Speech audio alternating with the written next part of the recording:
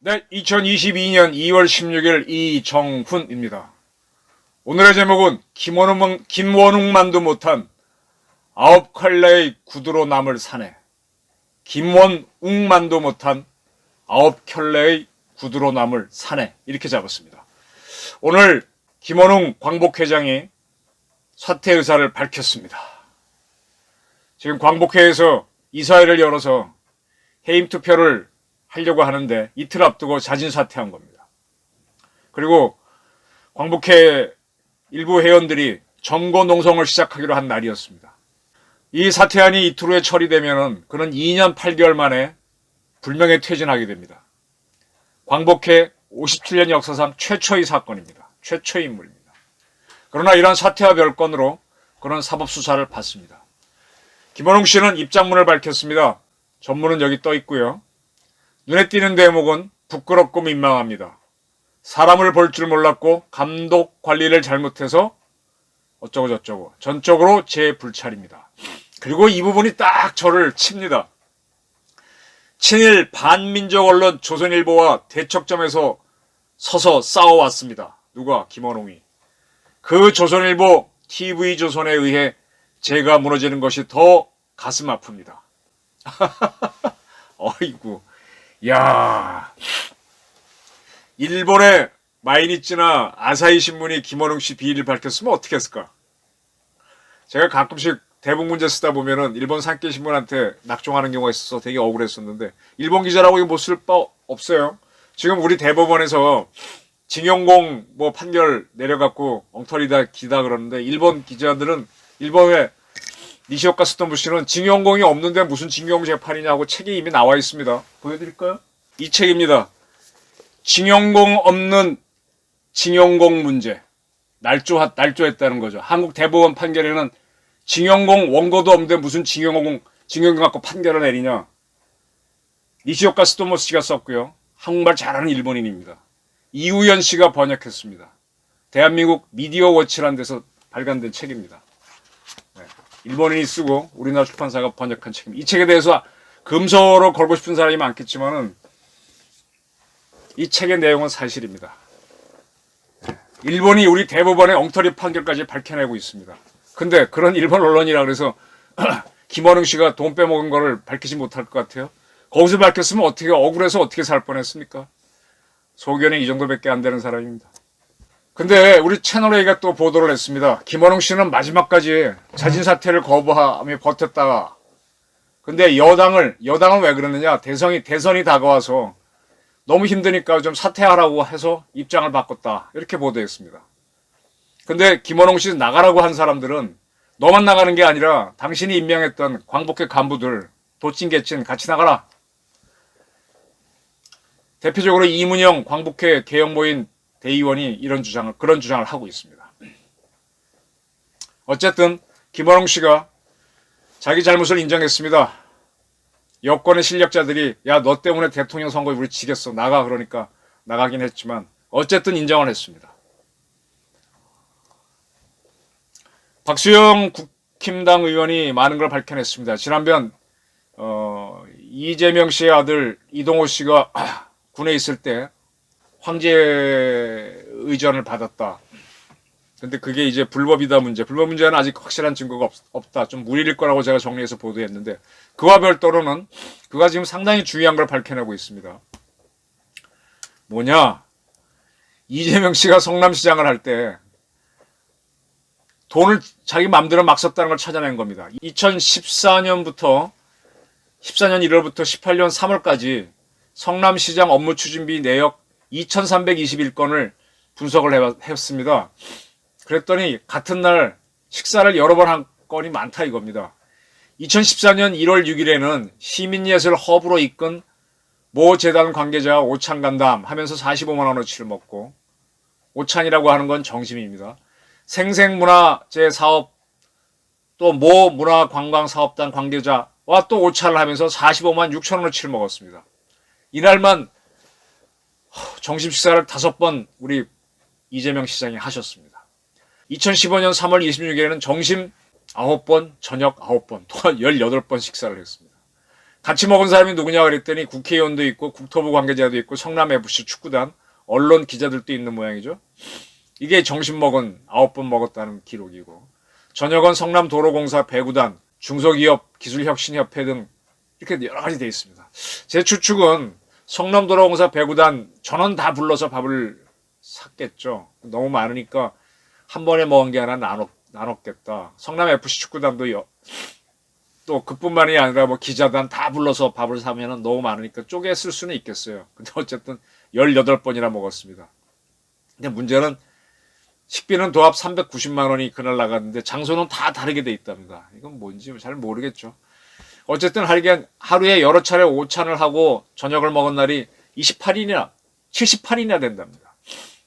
근데 이거 외에도 시장 비서실에 손님들이 오게 되면 그 드시라고 다과를 내잖아요.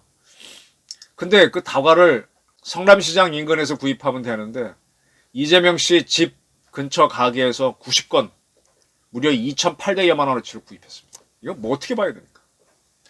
이러니까 이걸 가지고 이 젊은 이준석 국힘당 대표가 부산에서 선거운동하면서 마구 비난합니다. 페이스북에 띄우고. 얼마 전에 뭐 소탐대실, 소고기를 탐하면 대통령을 잃습니다. 그런 짤이 돌았는데 그걸 인용하면서 어떻게 법인카드로 하루에 9번씩 밥을 먹으며 또 결제했다는 말이냐. 자기가 밥을 먹은 것도 이상하고 그 이상한 걸 최종 결정을 시장이 다 해주는 거 아닙니까? 이러니까 대장동도 이 사람이 기억을 못한다 그러고 이것도 기억이 안 난다 그러겠죠. 박수영 씨가 이렇게 얘기했어요. 이재명 씨가 쓴 석사학위 논문이 뭐지? 뭐 부정부패에 관한 연구입니다. 지금 화면에 나올 겁니다. 지방자치단체의 부정부패에 관한 연구인가 그건데 박수영 국민의힘 의원이 지금 이재명 씨가 늘 자기는 지방행정 전문가라고 주장해 왔잖아요. 그걸 빗대서 자칭 행정 전문가라고 주장하는 이 후보의 민낯이 업무 추진비 내역에서 드러나고 있다. 철저한 조사가 필요하다. 이렇게 이제 탁 터트리니까 당황한 건 성남시죠. 실무자들이 올렸으니까.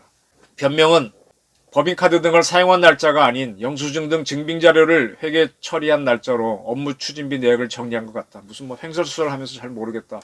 그리고 5년이 지났기 때문에 보정기간이 지나 왜 그랬는지는 알 도리가 없다 하고 발뺌하기 자기들이 살아야 되는 거죠. 이건 또 이재명 씨 문제고 김혜경 씨 문제는 여러 차례 나왔는데 한번 정리를 해보면 자기 집 근처에서 한 복집에서 복국 15회에 걸쳐 318만 원어치를 경기도 법인카드로 결제했거든요. 이걸 이제 A씨가 밝히고 2019년 10월부터 21년 8월까지 한 복집에서만 15번 318만 원 법인카드로 결제했다. 근데 이 복집은 경기도청 수원에서부터는 차로 1시간 20분 걸린다. 그렇게 먼 데서 공무원들이 간다며 할 일이 있나요? 결국 김혜영 씨가 자기 집 앞에 있는 맛집에서 공무원 공공배달 시켜 먹은 거 아니냐 이렇게 보는 거죠. 그리고 다 찾아냅니다. 이제는. 그 복집에서는 제일 싼 메뉴가 3만 원인데 결제 내역 보게 되면 1인당 식사비가 3만 원에 못 미치는 경우가 15번 중 11을 해로 대부분이다. 3만 원짜리 3만 원 미만 메뉴가 없는데 뭘 시켜 먹었는지 이거 결국 만들었다는 얘기죠. 또 공무원들이 해달라면 해줘야 그들도 불이익 안 받으니까. 대한민국 공무원들 생각보다 힘셉니다. 저는 기자니까 그나마 좀 이렇게 보지 이 소상공인들은 절절매요. 근데 공무원들 고생하는 건 고생한 대로 인정하는데 갑질하는 거 보면은 저도 당한 적이 있으니까 저도 한번 공무원들 한번 뒤엎고 싶을 만큼 진짜 얄미운 공무원들 많은데 공무원들이 이렇게 갑질하면 꼼짝 못해요. 자, 문제는 김원웅 씨는 보훈처의 감사에서 딱 드러나니까 어쨌든 여권서 나가니까 나갔죠. 지금 이재명 씨는 경기도지사 할 때 경기도 법인카드로 집으로 배달된 물품들을 그 건을 경기도 감사관한테 감사하라고 시켰어요. 뭐 하자라 그랬대는데 이 감사관은 자기가 임명하고 나온 사람이거든요. 보통은 지방 광역자치단체의 감사관은 우리 중앙정부의 감사원 출신들을 감사관으로 임명하는 경우가 많은데 스스로 임명했던 사람입니다. 시간을 끌겠죠. 이 사람이 보훈처 감사관처럼 광복회를 감사한 보훈 쪽 감사관처럼 해줄까요? 시간 끌다가 이재명 당선되면 넘어가려고 하겠죠. 저는 궁금한 게 여권에서는 지금 이재명 씨는 사퇴해야 되는 거 아닙니까? 저는 이재명 씨를 개인적으로 좀 풍파가 많은 사람으로 보고 있습니다. 너무 곡절이 많아요. 어린 시절에 어떻게 컸는지도 많이 들었고, 뭐 그건 개인적인 거니까 그냥 두겠지만. 그 다음에 시장이 되는 과정에서 정가를 쌓아가는 과정을 보게 되면 너무 위태위태합니다. 그러면 가족들은 상당히 불안할 수 있죠. 현재는 시장이고 지사지만 불안하잖아요. 그럼 누구를 만날 수 있을까요? 부인이라면. 또 부인의 문제가 터졌을 때 가장 곤란할 사람이 누굴까요? 노무현 대통령이 왜 자살했습니까? 김의겸 씨가 15일 날 이런 걸 밝혔죠. 2018년 9월 9일 충주시 중앙탑에서 살아있는 소의 가죽을 벗겨서 구슬하는 2018 수륙대회를 열었다. 그거를 일광조계종이 주최했는데 일광종은 윤석열 선대위 네트워크 본부의 고문이자 실세로 활동했던 건진법사 전성배 씨가 주도한 것이다. 전통빌과는 상관이 없다. 엽기적인 구판이었다라 그랬는데 그렇게 해놓고 나서 여기에 서울지검장 윤석열과 김건희 이름이 적힌 연등이 있었다며 사진을 공개했습니다. 그런데 그 행사에는 문재인 대통령과 이시종 당시 충북도지사, 충주시장 연등이 걸려있는 것도 그 이후에 공개됐습니다. 그러니까 김의겸 씨가 뭐라 그러는지 알아요? 아, 그건 나도 알았는데 기삭감이 안 돼서. 이 김의겸이라는 사람이 한겨레 신문 출신 기자하고 국회의원이 된 사람인데, 야, 이 친구 기자 출신 맞아? 하고 의심스럽고, 더군다나 한겨레 출신이야 하는 게 난 참 의심스럽습니다. 아주 편파적인 사람이에요. 지역 행사에서 지역 정치인 이름이 활용되는 것은 흔하고 자연스러운 일이다. 그러면 윤석열은 왜 예외가 되죠? 이렇게 김의겸 씨가 이렇게 얘기하는데 이게 씨가 됩니다. 자꾸 무속 얘기하는데 자, 이렇게 얘기할 수 있겠네요. 내가 종교심이 있어요. 내가 기독교 신자고 내가 불교 신자예요. 그러면 저도 큰 공부를 해가지고 북한이 어떻게 되고 중국이 어떻게 될지는 나름대로 예측을 합니다. 근데 내일 당장 일어나는 일은 저는 몰라요. 종교나 학문을 깊이 공부해 보면은 큰 틀에서 미래는 보입니다. 근데 바로 내가 내일 뭘 해야 되는데 내일 동쪽으로 가야 될지 해야 될지 말아야 될지는 학문이나 종교는 답을 못 줘요. 그건 거의 점이거든요. 그걸 답 주는 게 그게 점입니다. 그거 하는 게 무속입니다. 그래서 종교를 믿는 분들조차도 내일 당장 판단할 것 때문에 뭔지 모르니까 운명에 맡기고 침 튀기듯이 점을 봅니다. 안 볼 것 같지만 다 봅니다. 무당을 안 찾아가서 그렇지 점 보는 행위를 스스로가 하는 경우도 많습니다. 자꾸 무속을 나쁘다 그러는데 무속은 이미 우리 결정하는 방식 중에 하나로 들어와 있는 겁니다. 김혜경 씨가 저렇게 많은 밥을 집에서 먹었더니 누구하고 먹었을까요? 만약에 이웃 사람들 불러가지고 먹었다 그러면은 이거 내가 뭐 이웃 사람들하고 관계하기 위해서 또 남편을 돕기 위해서 지역 여론 듣기 위해서 이렇다면 충분히 얘기할 수 있어요. 또 친척이라 그러면 마지못해라서도 뭐 매번 그렇게 많이 할 수는 없을 테니까 설명을 할 수 있을 겁니다. 근데 입도 뻥긋 못하고 있어요. 왜 그럴까요? 혼자 다 먹을 수는 없는 거고 아들은 뭐 더러 많이 굶었다고 하니까 말이 안 되는 거예요. 누구랑 먹었을까요? 그리고 본인도 바보가 아닌 이상 왜 경기도청에 법인카드를 써서 그렇게 했을까요? 남편을 위해서 그러지 않았을까요? 지금 많은 이야기가 돌고 있습니다. 확실한 건 좀 지나면 나오겠죠. 자꾸 김의겸이 저렇게 떠들고 그러면은 이제 희한한 방향으로 지금 대체로 보게 되면은 윤석열 씨 비리는 그 열린 공간인가 뭐 그런 데서 막 터트리면서 이렇게 막 어거지로 나왔다면은 이쪽에 이재명 씨 비리는 스스로 터져 나오는 거, 스스로. 반작용으로 나오는 겁니다. 그러니까 더 막질 못해요. 저쪽은 의혹제기에서 끝나지만 여기는 사실이 드러나지 않습니까? 변명이 힘들어지잖아요. 모순이 너무 큽니다. 이대로 가게 되면은 저는 이재명 씨가 좀 비극을 겪지 않을까 싶은데 이재명 씨가 좋아하는 소설이 이거랍니다. 윤은길 씨가 쓴 9컬레의 구두로 남은 사내. 1977년에 나온 거죠. 창비에서 나왔죠. 저희도 대학 들어갔을 때 이 소설을 보고 한 기억이 납니다. 71년도에 박정희 정권이 청계천 등에 있는 판자촌을 다 경기도 광주, 지금은 이제 거기가 성남이죠. 글로 막 5만 명을 이주시켰죠. 그리고 뭐 이렇게 집을 짓고 살게 했는데 그게 이제 또 싸움이 돼가지고 그 사람들이 일종의 시위를 크게 폭동이라고 할까요? 경찰차를 뒤집고 한 사건을 일으킵니다. 그게 이제 광주 대단지 사건인데 77년도 1년도에 있었구나. 큰 사건이었죠. 근데 그걸 소재로 초등학교 교사인 오모 선생이 그때는 뭐 노동이라 그랬죠. 일용직 근로자를 하는 권씨 일가를 세입자로 들이면서 겪는 일을 쓴 소설이 바로 이겁니다. 아웃클레이 구두만 남았다. 근데 이 소설의 무대가 상대원동입니다. 상대원동은 안동에 살던 이재명 씨가 어린 시절에 어머니를 따라 먼저 아버지가 가 있던 성남으로 와서 산 곳이 이곳입니다. 그래서 그는 이 소설을 자기가 가장 좋아하는 소설이라 그러는데, 그래서 저는 이재명 씨가 아웃클레이 구두로 남을 사내가 되지 않았기를 바랍니다. 김원웅 씨도 저랬는데 지금 부인도 터지고 본인 것도 터지고, 감사원 감사가 뭐 자기가 심은 사람이 감사를 얼마 할지 모르지만 감사인들 이 팩트를 부정하기 어려울 거예요. 그럼 어떻게 할 겁니까? 대통령 당선되면 어떡할 거고 당선이 안 되면 어떡할 겁니까?